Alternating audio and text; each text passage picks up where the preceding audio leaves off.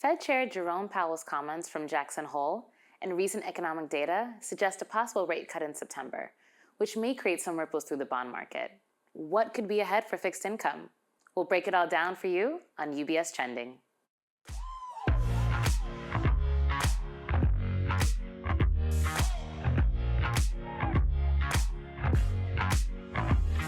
Hi, everyone, and welcome to UBS Trending.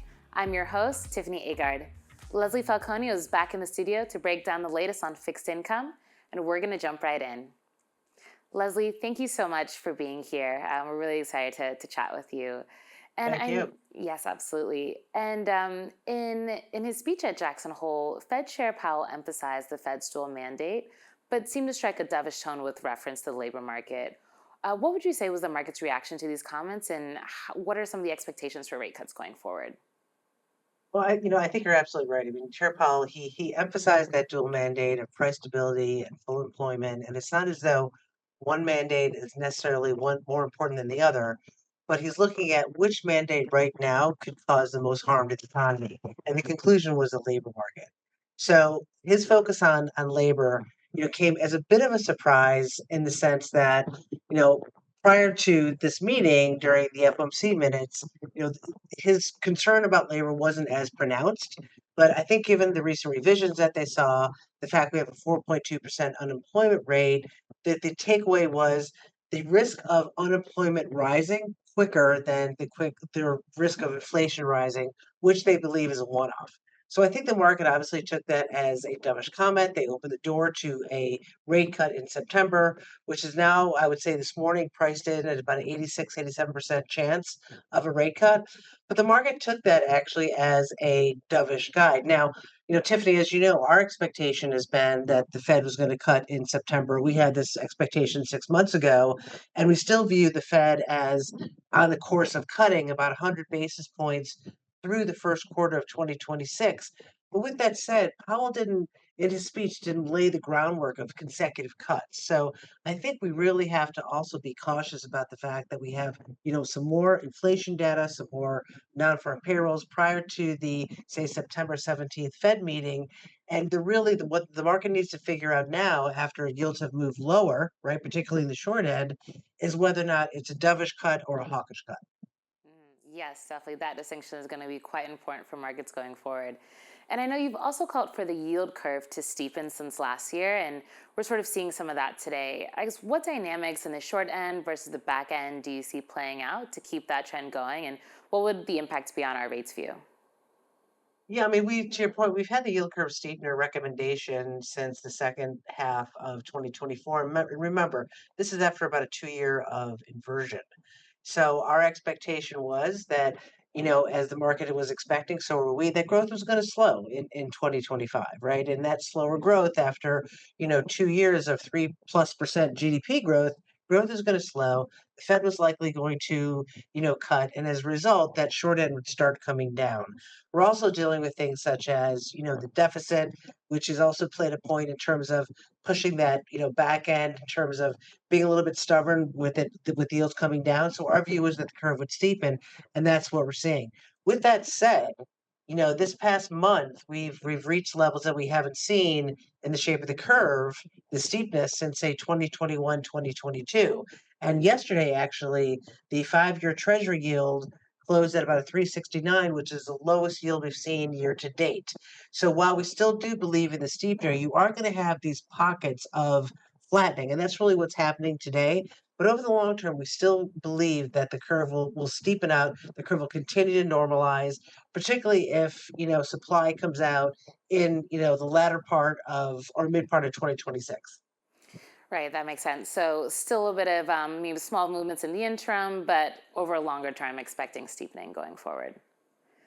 And then I would Correct. say, given CIO's view for the path of Fed rate cuts that you've mentioned before and expectations for Treasury yields to fall around year end, how would you say we're currently positioned in fixed income?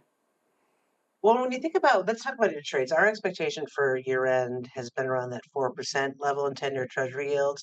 We've always noted things aren't necessarily a straight line, right? There's a lot of uncertainties, a lot of volatility going on, not only here, but globally.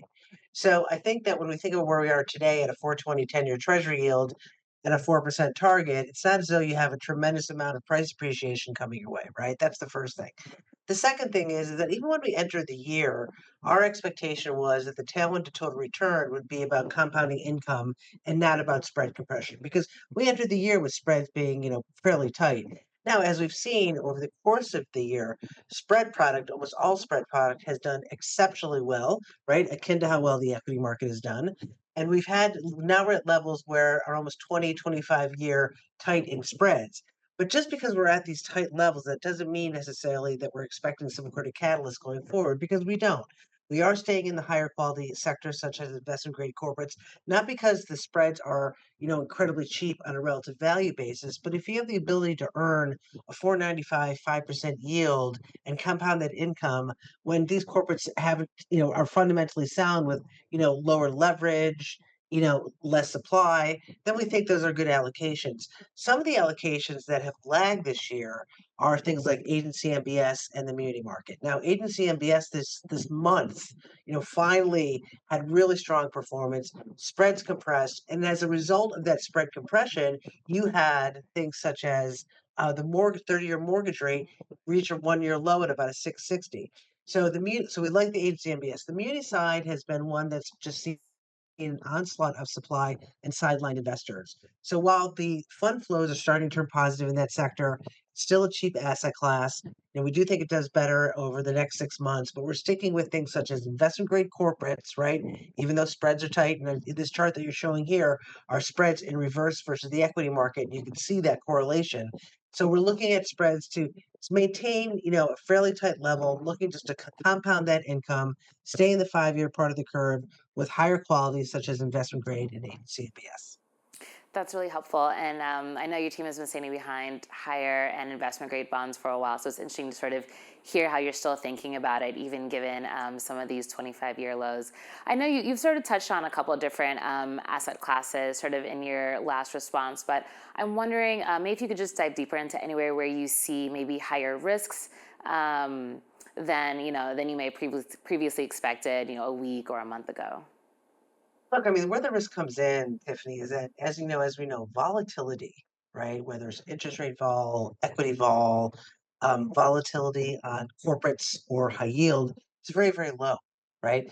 What we call the move index, right, which is one of the indicators, one of them, of interest rate volatility it was about at 77 this morning. That's the lowest that we've seen since 2022, right? So we have this sort of quest for yield. We have people going into the market in terms of wanting to compound that income. And listen, fixed income is about income, right? So, but what you need to recognize is that while spreads don't necessarily dictate, the total return, it's really that compounding income. That spread level is how the market views the risk premium. So how you should be compensated. And right now, there's a bit of a comfort level in terms of that risk premium is very, very tight. And because of the fact that it's tight, that's why we're staying in the higher quality. Now, it's not as though we think that there's going to be, say, a catalyst in high yield, that we're sitting at 275 today, but because fundamentals remain strong, the capital markets remain open, financial conditions are loose. We just think you probably entered a better level.